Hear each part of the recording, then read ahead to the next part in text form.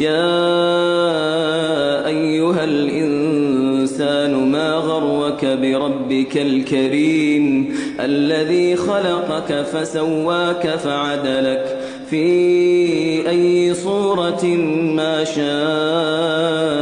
ركبك كلا بل تكذبون بالدين وإن عليكم لحافظين كراما